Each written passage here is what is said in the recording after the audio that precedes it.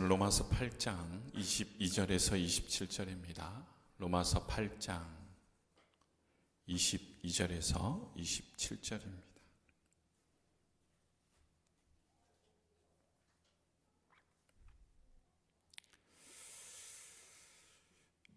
피조물이 다 이제까지 함께 탄식하며 함께 고통을 겪고 있는 것을 우리가 아느니라.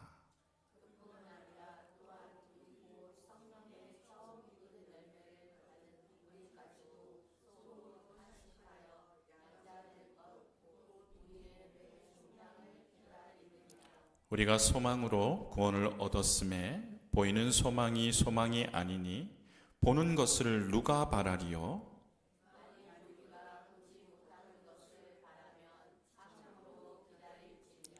이와 같이 성령도 우리의 연약함을 도우시나니 우리는 마땅히 기도할 바를 알지 못하나 오직 성령이 말할 수 없는 탄식으로 우리를 위하여 친히 간구하시느니라. 마음을 살피는 이가 성령의 생각을 아시나니 이는 성령이 하나님의 뜻대로 성도를 위하여 간구하심이니라. 아멘. 우리 앞에 계신 분과 먼저 인사 나누겠습니다. 반갑습니다. 반갑습니다.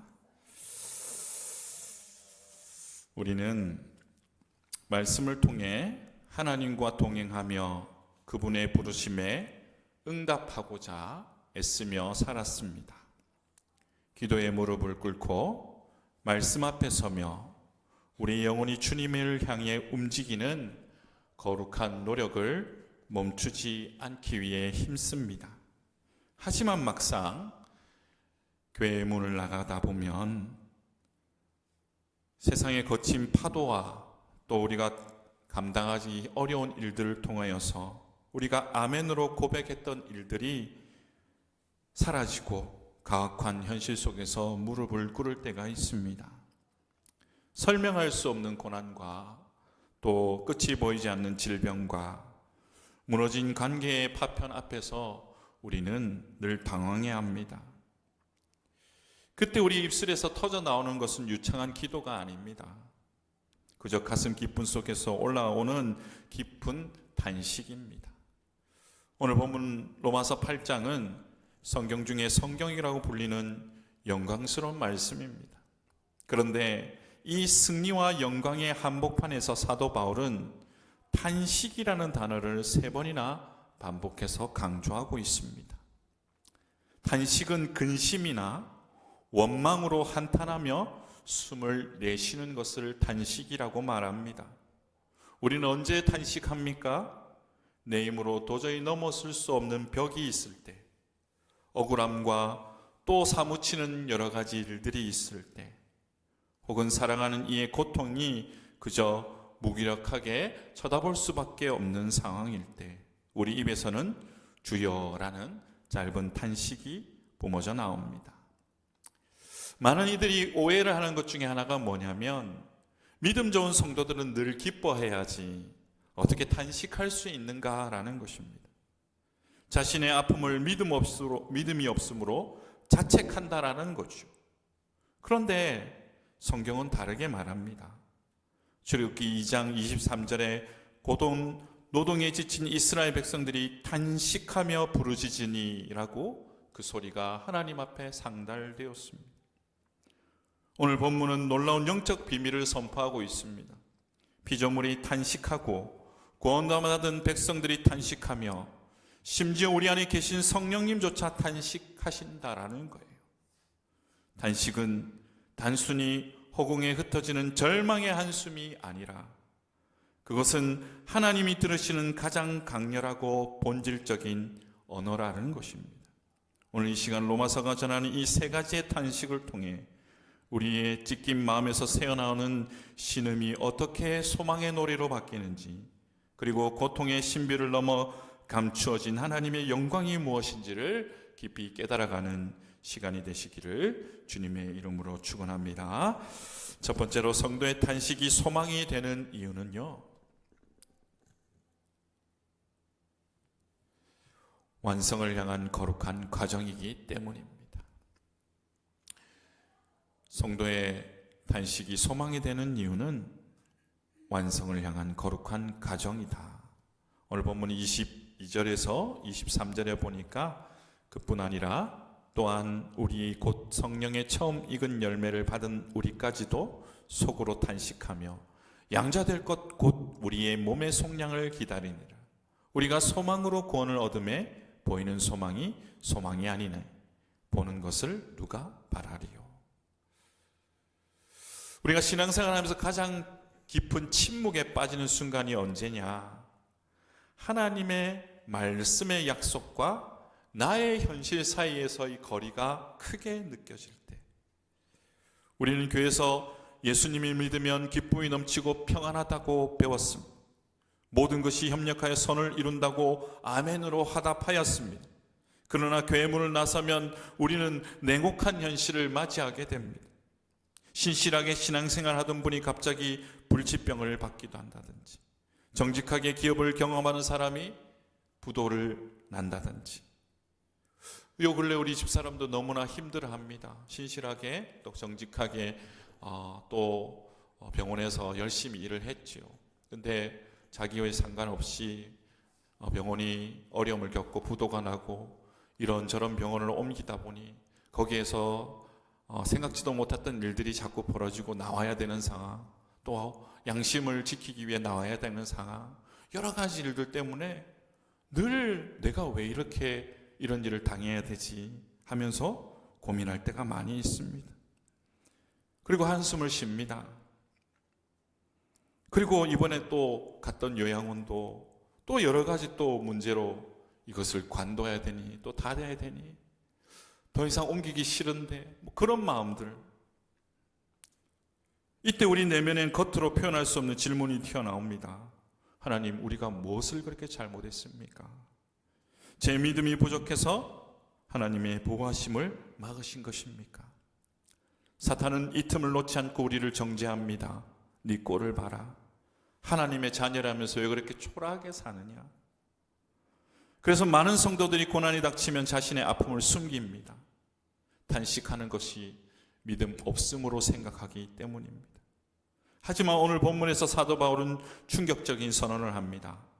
피조물뿐만 아니라 성령의 첫 열매를 받은 우리들 자신도 속으로 탄식하며 우리가 하나님의 자녀가 되는 것과 우리의 몸이 구속될 것을 간절히 기다리고 있다라고 말한다라는 거예요. 우리는 그동안 알게 모르게 믿음이 좋으면 늘 웃어야 하고 성령 충만하면 모든 문제가 사라진다는 잘못된 신화에 눌려져 있었습니다.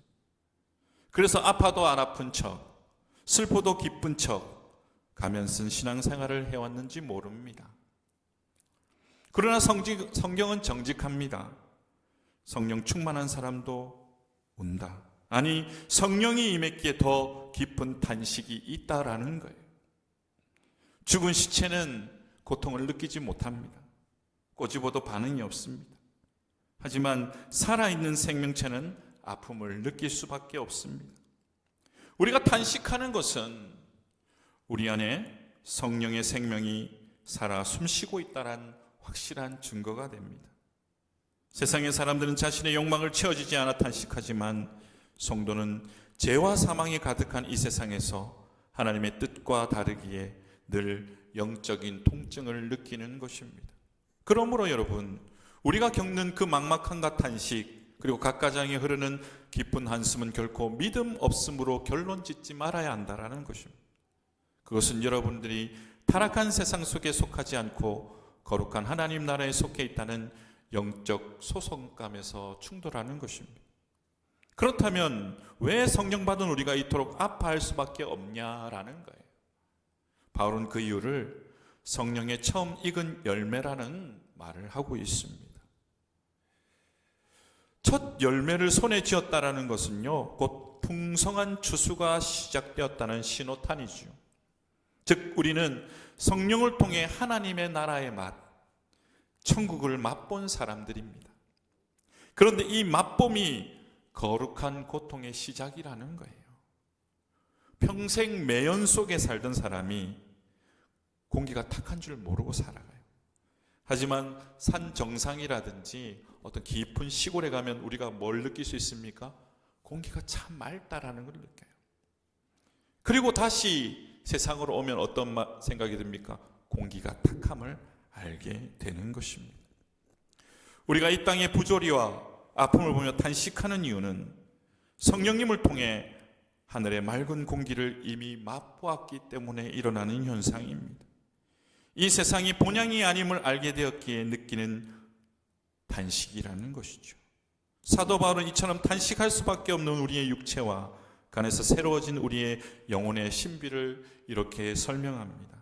고린도서 4장 16절에서 17절에 그러므로 우리가 낙심하지 아니하노니 우리의 겉사람은 낡아지나 우리의 속사람은 날로 새로워지도다. 우리가 잠시 받는 환난에 경한 것이 지극히 크고 영원한 영광에 중한 것을 우리에게 이루게 함이니.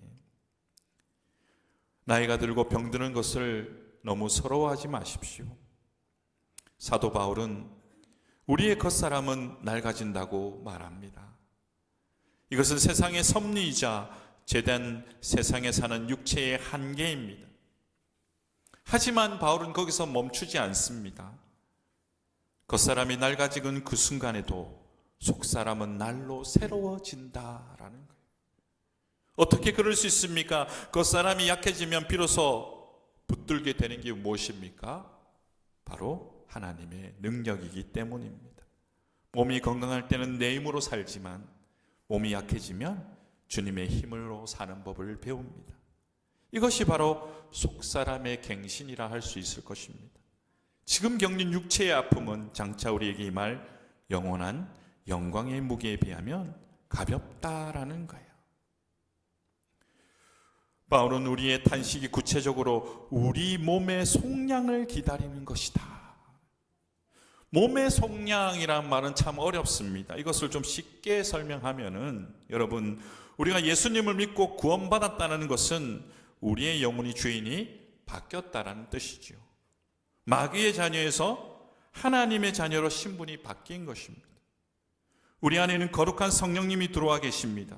이것은 취소되지 않는 확실한 사실입니다. 그런데 이 고귀한 영혼을 담고 있는 육체는 아직 그대로라는 사실이에요. 우리의 영혼은 새 것이 되었습니다. 그것을 감싸고 있는 육체는 여전히 낡아가고 병들고 죄의 유혹에 반응합니다. 비유하자면 최고급 다이아몬드를 녹슨 양철컵에 담고 있는 형국입니다.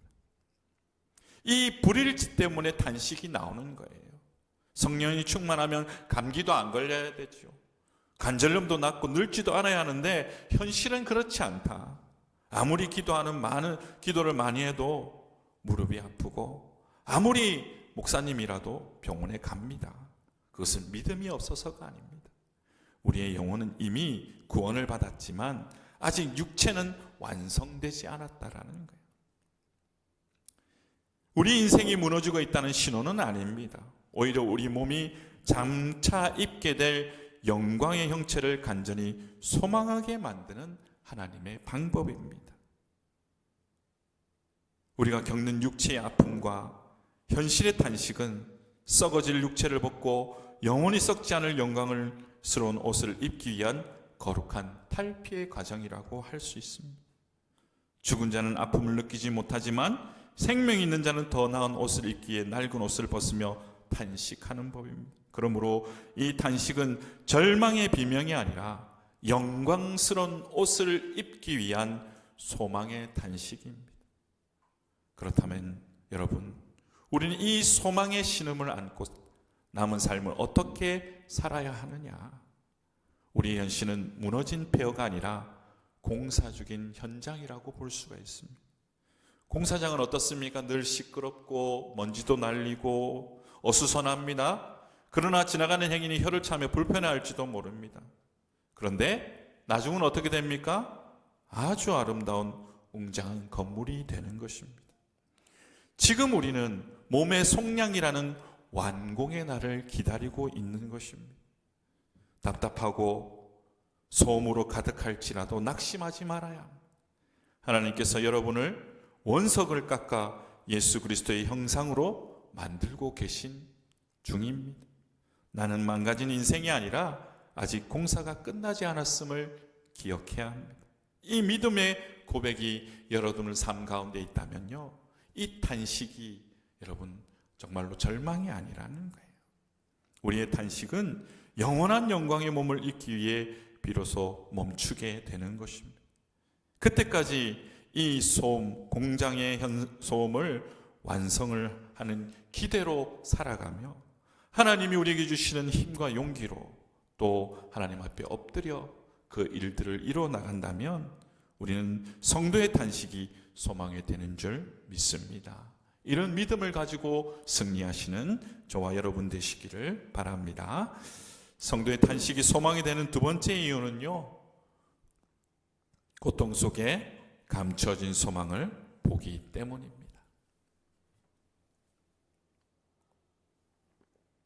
고통 속에 감추어진 소망을 보기 때문이다. 24절 25절에 우리가 소망으로 구원을 얻었음에 보이는 소망이 소망이 아니니 보는 것을 누가 바라리요? 만일 우리가 보지 못하는 것을 바라면 참음으로 기다릴지니라. 여러분, 인생에서 가장 견디기 힘든 고통은요, 아픈 것 그 자체가 아닙니다. 무의미한 것입니다. 내가 왜 고생을 해야 하는가? 이 고통의 끝에 남는 것은 무엇인가? 라는 질문을 할 때 우리는 무너진다라는 거예요. 세상 사람들은 감당할 수 없는 시련이 닥쳐오면 이제 끝났다, 내 인생은 죽었다 라고 탄식합니다. 그들에게 고통은 죽음으로 끌려가는 마지막 절망의 비명이기 때문입니다. 그러나 오늘 바울은 성도와 피조물이 겪는 탄식은 전혀 다르다. 22절에 피조물이 다 이제까지 함께 탄식하며 함께 고통을 겪고 있는 것을 우리가 아노라. 함께 고통을 겪고, 이 고통은요, 몸이 쑤시고 아픈 이런 의미다기보다는 아이를 낳을 때 겪는 산통, 진통이란 뜻입니다. 상상해 봅시다. 병실이 있습니다. 두 여인이 누워서 비명을 지르고 있습니다. 한쪽은 말기암 환자이고 한쪽은 해산하는 산모입니다. 겉으로는 비명소리와 고통의 강도는 똑같아 보입니다. 하지만 그 본질은 반대입니다. 하나는 생명이 꺼져가는 절망의 비명이고 하나는 새 생명을 잉태하는 희망의 비명입니다. 산모는 뼈가 으스러지는 고통 속에서도 결코 포기하지 않습니다. 왜 그렇습니까? 이 고통의 끝에는 생명이라는 결실이 있기 때문입니다. 지금 삶을 흔드는 고난을 나를 죽이는 통증으로 오해하지 말아야 합니다. 하나님께서 여러분 안에서 그리스도라는 거룩한 형상을 해산시키고 있는 것입니다. 허락하신 생명의 산통이라는 것이죠. 이 영적 출산의 관점을 가질 때 우리는 현실을 견딜 힘을 얻게 되는 것입니다. 그렇다면 이 해산의 고통 속에서 우리는 무엇을 바라봐야 합니까? 24절은요, 소망의 핵심을 정확하게 말씀해 주고 있습니다. 우리가 소망으로 구원을 얻었음에 보이는 소망이 소망이 아니니 보는 것을 누가 바라리. 우리는 인생의 밑바닥에 떨어졌을 때 사방이 꽉 막힌 흙더미 속에 갇힌 공포를 느낍니다. 아무리 소리쳐도 들어주는 이 없는 깜깜한 어둠 속에서의 절규입니다. 하나님, 나를 버리셨습니까? 내 인생은 이제 어둠 속에 매장되었습니다. 눈에 보이는 현실은 춥고 답답하고 절망입니다. 하지만 성경은 소망은 바로 이때 작용하는 영적인 시력이다라는 거예요. 세상 사람들은 흙에 덮인 현실을 보며 끝났다, 묻혔다고 말하지만 농부이신 하나님의 시선은 너는 매장된 것이 아니라 파종된 것이다 라고 말씀하시는 거예요. 요한복음 12장 24절에 내가 진실로 너에게 이르노니 한 알의 밀이 땅에 떨어져 죽지 아니하면 한 알 그대로 있고 죽으면 많은 열매를 맺느니라. 씨앗의 입장에서 한번 생각해 봅시다. 땅 속에 던져진 것을 버림받은 것과 같습니다. 자신의 단단한 껍질이 터지고 찢어지는 죽음과 같은 고통이죠. 그러나 눈에 보이지 않는 그 껍질 속에는 거대한 숲을 이룰 생명이 숨쉬고 있다라는 거예요. 껍질이 깨지지 않으면 그 안의 싹은 결코 밖으로 나올 수 없는 것입니다. 여러분, 소망이 무엇입니까? 내 눈앞의 현실은 무덤처럼 보일지라도 믿음의 눈으로 그것을 화원으로 바라보는 거룩한 배짱이 소망이라는 거예요. 지금 여러분이 감싸고 있는 어두움은 여러분을 죽이는 흙더미가 아니다. 여러분의 자아를 깨트리고 예수 그리스도의 생명을 틔우기 위한 하나님의 은혜의 자리인 것입니다. 그러므로 보이는 것에 속지 말아야 합니다. 눈물을 흘리며 씨를 뿌리는 자는 반드시 거두리라. 무엇입니까? 보이지 않는 현실 속에서 눈물을 흘리지요. 그러나 그 눈물의 끝에 뭐가 있습니까? 열매가 있다라는 거예요. 그렇다면 보이지 않는 것을 믿는 우리는 어떻게 살아야 하느냐? 25절에 만일 우리가 보지 못하는 것을 바라면 참음으로 기다릴지니라. 참음으로 기다릴지다. 여기서 참음이라는 것은요, 아래에 머물다라는 합성어입니다. 무거운 짐을 짓누르는 상황 속에서 도망가지 않고 그 자리에 버텨내는 능력입니다. 버스 정류장에서 멍하니 버스를 기다리는 것이 아닙니다. 마라톤 선수가 심장이 터질 것 같은 지경에 이르렀을 때 포기하고 싶은 마음을 참으며 한 걸음 내딛는 것입니다. 소망은 가만히 앉아서 언젠가는 좋아지겠지 체면 거는 것이 아닙니다. 오늘이라는 고통의 현장, 눈물 나는 기도의 자리에서 떠나지 않고 악착같이 지켜내는 것입니다. 여러분이 포기하지 않고 오늘 하루를 견뎌낸 것, 아픈 몸을 이끌고 예배 자리에 나온 것, 그것이 바로 위대한 신앙의 행위인 참음입니다. 여러분, 눈에 보이는 현실이 여러분을 속일지라도 낙심하지 맙시다. 여러분의 고통은 죽음 비명이 아니라 생명의 산통입니다. 여러분은 매장된 것이 아니라 하나님 뜰에 심겨진 것입니다. 이 확실한 소망의 눈을 뜨고 하나님께서 약속하신 그 영광의 날을 치열하게 인내하며 참음으로 나가는 저와 여러분 되시기를 주님의 이름으로 축원합니다. 세 번째로 성도의 탄식이 소망이 되는 이유는요, 우리의 탄식을 기도로 바꾸시기 때문이라는 거예요. 우리의 탄식을 기도로 바꾸시기 때문이다. 오늘 본문 26절, 27절에 이와 같이 성령도 우리의 연약함으로 도우시나니 우리는 마땅히 기도할 바를 알지 못하나 오직 성령이 말할 수 없는 탄식으로 우리를 위하여 친히 간구하시느니라.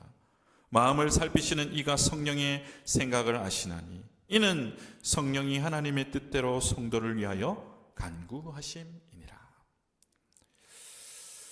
고난 중에 가장 두려운 순간이 언제냐? 돈이 없거나 몸이 아픈 것보다 더 무서운 것은요, 기도줄이 끊어지는 것입니다.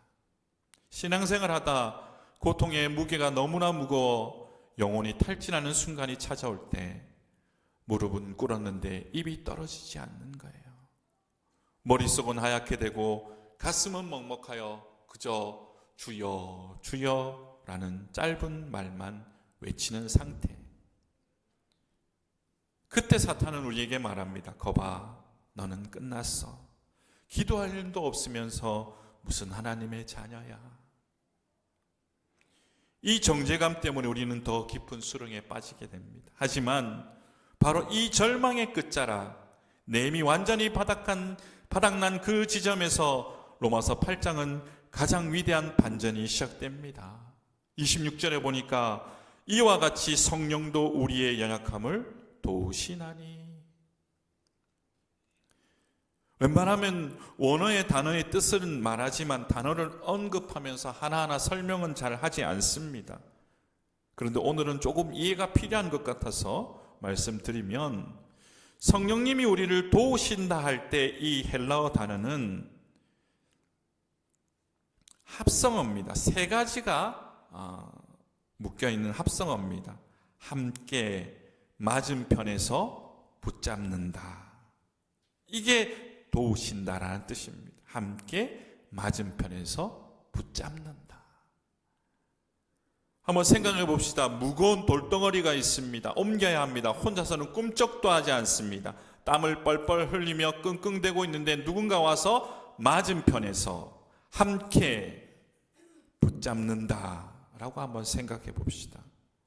이것이 바로 성령의 도우심입니다. 성령은 경기장 관중석에서 힘내 힘내 할 수 있습니다. 그런데 박수만 치는 치어리더가 아닙니다. 흙먼지를 날리는 내 삶의 현장에 직접 역사하시는 분이 성령님입니다. 내 어깨에 짓누르고 있는 고통의 십자가, 내 짐의 가장 무거운 쪽에 그 짐을 함께 메시는 분, 현장에서 함께 일하시는 분이 바로 성령님이다. 내가 지쳐서 손에 힘이 빠질 때 짐이 땅에 떨어지지 않는 이유는 성령님께서 함께 잡고 계시기 때문이다. 바울은 우리의 연약함을 아주 구체적으로 지적하는데 26절 중반절에 보니까 우리는 마땅히 기도할 바를 알지 못하나. 여기서 말하는 연약함은 뭡니까? 단순히 체력이 약한 것이, 넘어지는 것, 영혼이 부서져 하나님의 부를 힘조차 없는 상태? 그것이 기도가 막히고 가슴이 답답할 때 우리는 하나님이 나를 떠났다고 오해합니다. 그러나 성경은 다르게 말합니다. 시편 34편 18절에 여호와는 마음이 상한 자를 가까이 하시고 중심으로 통회하는 자를 구원하시는도다.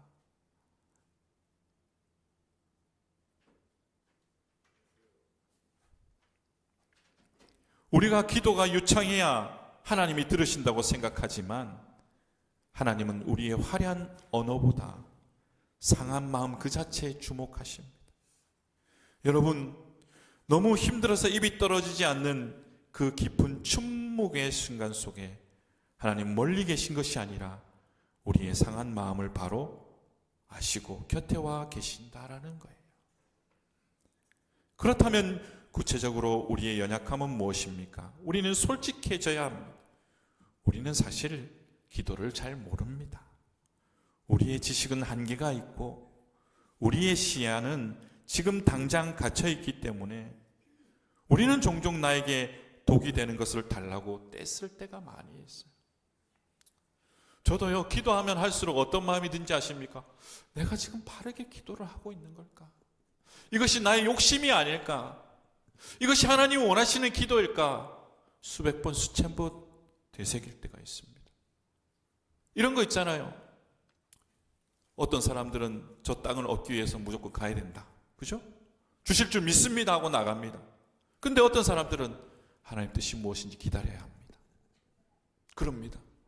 그래서 나는 믿음이 없는 건가? 그러면 가서 쟁취해야 되는 것이 믿음인가? 아니면 가만히 앉아서 기도하는 것이 믿음인가? 저는 지금도 헷갈립니다.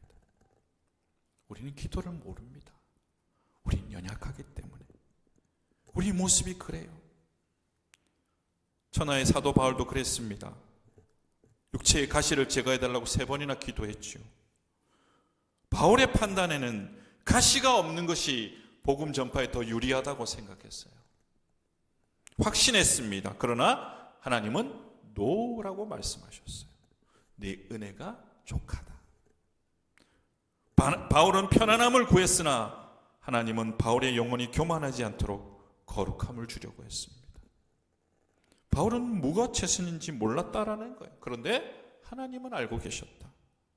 엘리야를 한번 볼까요? 로뎀 나무 아래서 내 생명 거두어 가십시오. 기도했습니다. 나 죽여달라고 기도했잖아요. 그러면 하나님이 그 기도를 들어주셨다면 어떻게 됐습니까? 그는 죽었어야죠. 엘리야는 불병거를 타고 승천하는 하나님의 영광을 보지 못했을 거예요. 우리는 힘들면 죽고 싶다고 기도하지만 성령님은 그 기도를 살고 싶다, 셈이 필요하다라고 번역해서 들으신 거예요. 우리가 엉뚱한 기도를 하거나 혹시 너무 아파서 아무 말도 하지 못할 때 성령님은 어떻게 하십니까? 말할 수 없는 탄식으로 친히 간구하신다라는 거예요. 이게 바로 성령이 하시는 일이에요. 여기서 말할 수 없는 탄식이란 인간의 언어로 담아낼 수 없는 깊은 사랑의 신음입니다. 가람이가 웁니다. 그럼 여러분, 우리가 다 모르잖아요. 배가 고프나? 졸리나? 어디가 아프나? 정확히 알지 못합니다. 그런데 누구는 압니까? 엄마는 안다라는 거예요. 엄마는 안다. 성령님은 우리 영혼의 엄마와 같은 분입니다. 예배당 구석에서 고개를 떨구고 눈물만 흘려도 성령님이 우리를 알아서 간구해 주시는 거예요. 하나님 앞에. 그게 성령님입니다. 하나님, 이 아이가 지금 너무 아파서 죽여달라고 하지만 사실은 살려달라는 뜻입니다. 이 아이의 눈물을 보시고 위로하여 주십시오라고 번역하시는 분이 성령님이다라는 거예요.